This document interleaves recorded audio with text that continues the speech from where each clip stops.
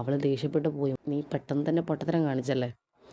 നമുക്ക് തീരെ പ്രതീക്ഷയില്ലാത്തൊരു കാര്യത്തിലേക്ക് പെട്ടെന്നൊരു പ്രതീക്ഷ കൈവന്ന പോലെ അമ്മയെന്ന് വിളിക്കാനും പറ്റുന്നില്ല. അവിടെയൊക്കെ വേദനയായിരുന്നു അത്.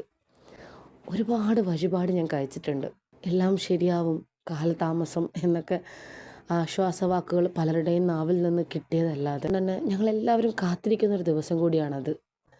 കണ്ണടയ്ക്കണമെന്ന എൻ്റെ ആഗ്രഹം വർഷങ്ങളൊക്കെയും ഞങ്ങൾ ശ്രമിച്ചിട്ട് നടക്കാത്തൊരു കാര്യമാണ്.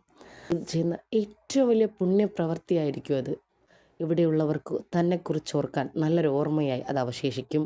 സാധിച്ച മരണം വരെ ഈ കുടുംബത്തിലുള്ളവർ മോനോട് കടപ്പെട്ടിരിക്കും. അവളെ ഭയങ്കരമായിട്ട് സ്നേഹിക്കുന്ന ഒരാൾ കൂടിയായിരുന്നു. കാണുന്ന സമയത്തൊക്കെ അവരുടെ ജീവിതം വളരെ സന്തോഷത്തിലായിരുന്നു. പിന്നീട് എന്താ സംഭവിച്ചതെന്ന് ആർക്കും അറിയില്ല മോനെ.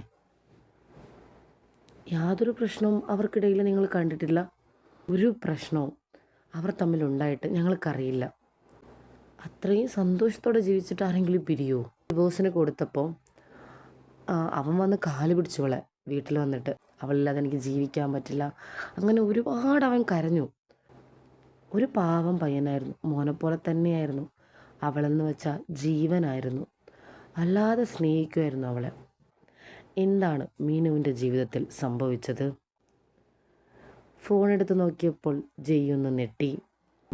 ചാനൽ സബ്സ്ക്രൈബ് ചെയ്യാനും ലൈക്ക് ചെയ്യാനും കമൻറ്റ് ചെയ്യാനും മറക്കരുത്. അടുത്ത ഭാഗം ഉടൻ വരും.